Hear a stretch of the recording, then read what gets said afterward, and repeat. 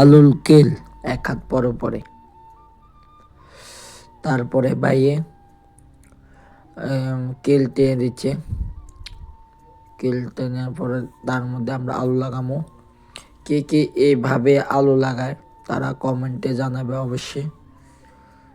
আর অন্য কোনোভাবে যদি আলু লাগানো যায় আমাদেরকে কমেন্টে জানাবে।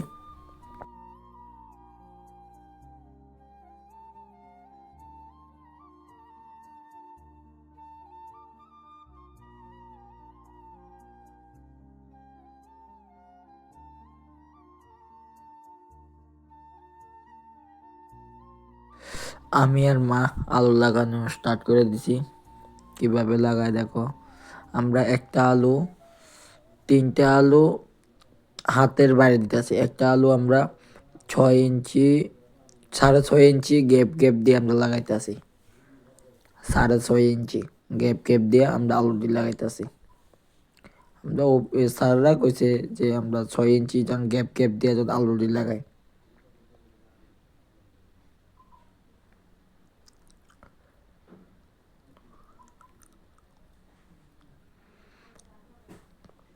আলু অবশ্যই আমরা আলুটি ক্যারট চেয়ে লাগাবো, ঠিক আছে। যারা আমরা ক্যারট কই, কে কিটা কই জানি না, আমরা ক্যারট কই। আমরা ক্যারটটি চেয়ে লাগাবো, কারণ ক্যারট যদি ভেঙে যায় তাহলে আমরা গাছটি ঠিক মতন জোরভাবে উঠতে পারতো না। তার জন্য আমরা ক্যারটটি সুন্দর সুন্দর করে বোয়ামো।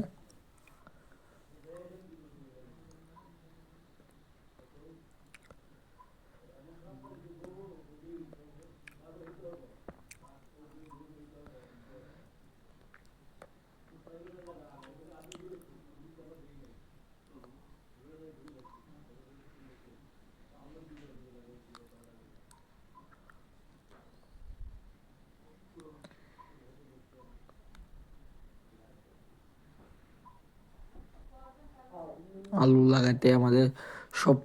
লাগাতে সবচেয়ে বেশি কষ্টকর জিনিস হলো আমাদের মাজা।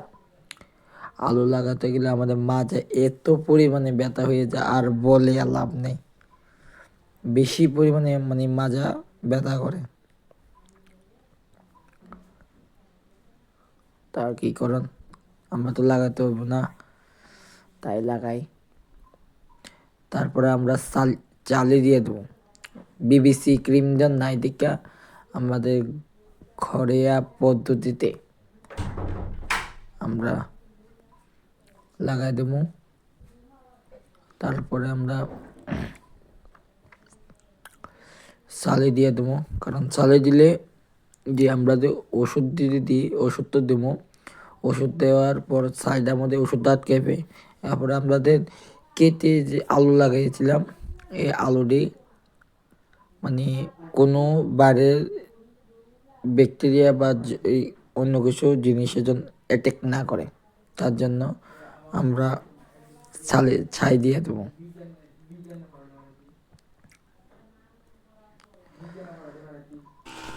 আর অবশ্যই তো স্প্রে করে ওষুধ দেবো। ওষুধ না দিলে তো আমরা লেদা পোক কই, হ্যাঁ তোমরা দিয়ে কী দেখো জানি না, আমরা লেদা পোক কই। এই লেদা পোকটি গাছের ক্যারট সব শেষ করে দিব।